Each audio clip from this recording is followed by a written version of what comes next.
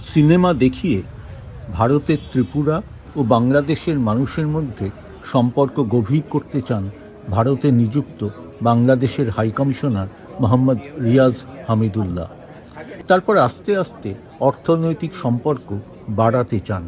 সম্প্রতি আগরতলা এসে মুখ্যমন্ত্রী মানিক সাহার সঙ্গে দেখা করার পর তিনি দুই দেশের মানুষের সম্পর্ক কিভাবে গভীর করা হবে সেই কথা জানান।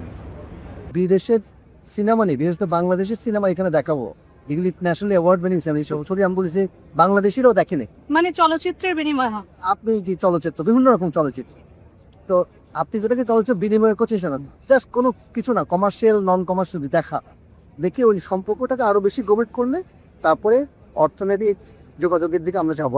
এগুলো যে চলমান আছে, এগুলো নিয়ে আমরা দিল্লির সাথে কথা বলছি, কেন্দ্রীয় সরকারের সাথে। এখানে উনি সবগুলো অবগত আছেন। আমরা সেইখানে সেই আলোচনাটা যাতে আমাদের যে যোগাযোগ এবং আলোচনা সেগুলো নিয়ে চলমান থাকে। এখানে কোনো রকম বিঘ্নতার কোনো সুযোগ নেই এবং সম্ভাবনা নেই। বাংলাদেশের সিনেমা আগরতলায় মাঝে মধ্যে চলচ্চিত্র উৎসব বা বিশেষ প্রদর্শনীতে দেখানো হয়, তবে তা খুবই অনিয়মিত। বাংলাদেশের সিনেমা এখানে নিয়মিত দেখাতে চান বাংলাদেশের হাইকমিশনার।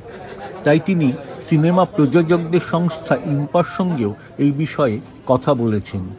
দুই দেশের মানুষের সম্পর্ক এভাবেই গভীর করতে বদ্ধপরিকর তিনি। দেখেন, আমি কীভাবে এসেছি জানেন? আগরতলায় আমি গতকালকে গুয়াহাটি থেকে ট্রেনে এসেছি, যেটা সাধারণত কেউ করে না। এটা একটু বেশি অ্যাডভেঞ্চারাসও হয়ে গেছিলো হয়তো। কিন্তু আস্তে আস্তে, বিশেষ করে আমি যখন শিলচর থেকে একদম সেই বরাক ভ্যালি থেকে 5 ঘন্টা এসেছি, আমি একদম দূর ছিলাম প্রকৃতি দেখতে দেখতে।